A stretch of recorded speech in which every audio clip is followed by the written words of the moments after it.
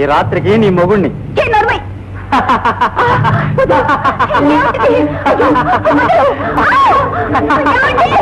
వదిలిపెట్టడానికి 200 ఖర్చు పెట్టింది. మీ ఆయన డబ్బులు లెక్క పెట్టుకున్నాడే.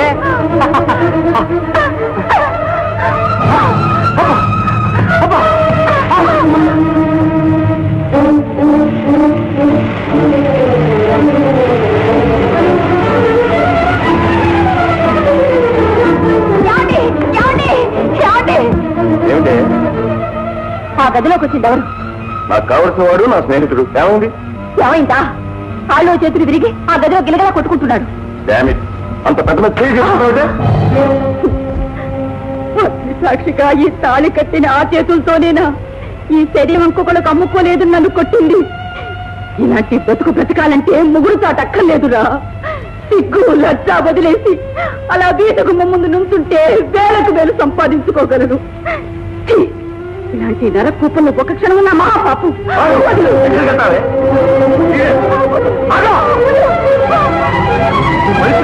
కట్టుకున్న పిల్లల్ని ఇలా బజారు పెట్టాలి సిగ్గులేదు. నువ్వెవడవా?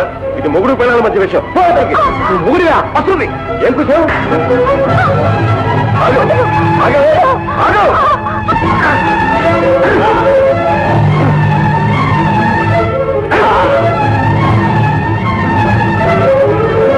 ముసుకుని లోపల పడండి. ఇంకోసారి ఇలాంటి పని చేస్తామని తెలిస్తే ఎముకలు ఇరిచేస్తాను. మాటలతో మసిపూసేస్తావు. అంత కోపాన్ని ఇస్తే కరిగించేస్తావు. మీ కోపం పోయింది కదా. ఇప్పుడు చెప్పండి, పెద్దయ్య గారు ఎలా ఉన్నారు? అమ్మాయి గారికి ముహూర్తం అది పెట్టుకున్నారా? నువ్వు అక్కడ లేకపోతే అవన్నీ అయిపోతాయా ఏమిట్రా? వచ్చే శుక్రవారం పెళ్లి. అవును, నువ్వేదో వెండి మొగలంటూ బయలుదేరావు. ఏమైందిట? చాలా వరకు డబ్బు పోయింది బాబు. ఇంకొక పట్టుబట్టానంటే అంతే. సరే, నీ మొగల కోసం ముహూర్తం ఆగదు మరి. పైగా నేను పెళ్లికి తప్పకుండా రమ్మని చెప్పింది కూడా హైమా. భలేవారండి, నేను పాట బాగుంటే రావుడు రథం కూడా కదలదు. నేను రాకుండా అమ్మాయి గారి పెళ్లి జరుగుతుందా? చూడండి, ముహూర్తం సమయానికి వెళ్లి ముహూర్తం వాడిపోతాను.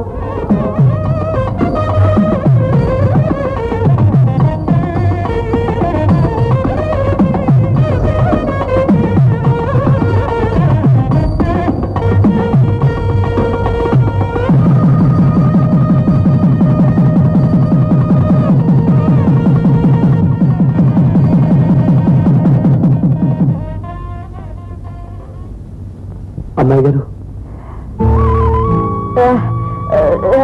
చేశాను. అమ్మాయి గారు, అమ్మాయి గారు, అక్కడ వాళ్ళందరూ పెద్ద పెద్ద బహుమతులు ఇస్తూ ఉంటే ఈ చిన్న కానుక చూసి వాళ్ళందరూ నవ్వుతారేమోనని సిగ్గేసింది.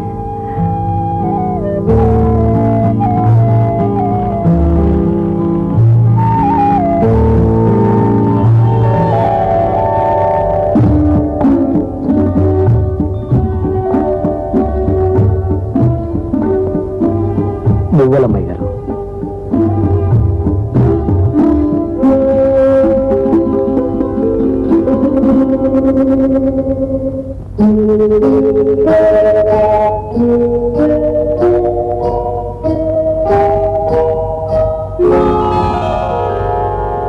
రెండు పెద్ద చెరువులు పశ్చిమ ఆసియాలో ఉన్నాయి.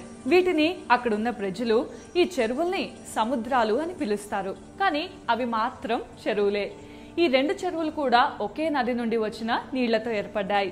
గోలాన్ హైట్స్ నుండి పుట్టిన జోర్దాన్ నది లెబనాన్లోని చెట్ల మొదళ్ల నుండి రకరకాల ఔషధాల తత్వాలను తీసుకొని స్వచ్ఛంగా ప్రవహిస్తూ ఉత్తర దిక్కున వెళ్లి ఒక సముద్రంగా ఏర్పడుతుంది. అలాగే దక్షిణం వైపుగా వెళ్లి